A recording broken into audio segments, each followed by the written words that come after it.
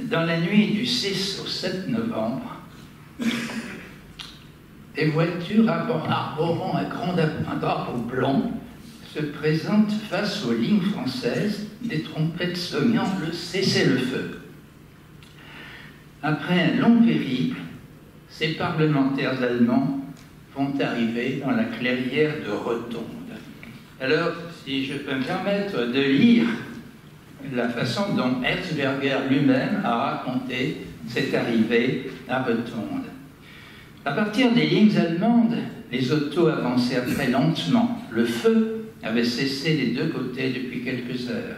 Un grand drapeau blanc fut hissé sur la première auto. La trompette faisait entendre constamment de brefs appels. À environ 150 mètres du front allemand apparurent les premiers soldats français. 2 officiers nous conduirent fort poliment dans la localité voisine, La Capelle. C'est là que se fait la première rencontre. Quand j'arrivais, écrit donc Erzberger, la première question des nombreux soldats qui m'entouraient fut « Fini la guerre ?» Les rues, dit-il, portaient encore des indications en allemand. On lisait en grosses lettres sur un imposant monument « Kaiserliche Kreiskommandantur », mais le drapeau tricolore flottait au-dessus.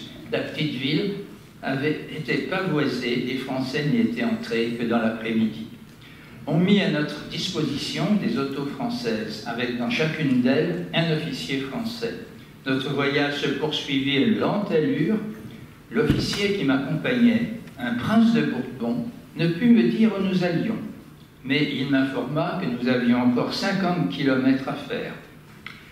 Alors je passe un petit peu par la suite, ils passent par Guise, par Saint-Quentin, et ils finissent par arriver dans la ville de Chauny, où, dit-il, plus une maison n'était debout. C'était une suite de ruines. Sous la lune, des pans de murs prenaient des allures spectrales.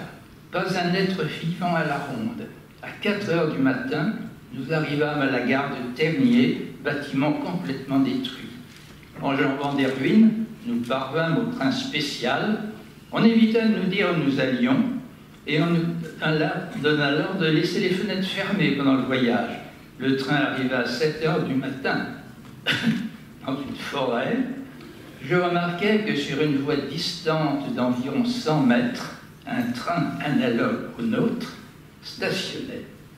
Et voici le site où ils arrivent, bien sûr, c'est la clairière de Rotonde. Les conditions de paix sont présentées aux Allemands le 8 dans le wagon du maréchal Foch. Donc nous avons ici un intérieur. Je rappelle simplement que ce wagon de Rotonde que vous pouvez voir aujourd'hui n'est plus l'authentique. En effet, en 1940, le premier soin des Allemands après l'armistice fut de récupérer ce wagon et de l'emmener à Berlin. Et là, par la suite, il fut détruit lors des bombardements. Donc celui que nous voyons est une reconstitution. Les conditions de paix leur sont donc présentées par le maréchal Foch et envoyées au grand quartier général allemand de Spa en Belgique. Ces conditions sont très dures, vous les avez entendues tout à l'heure, mais les Allemands peuvent-ils refuser? Car le 9 novembre, la Révolution a gagné Berlin avec des grèves massives auxquelles s'associent des soldats.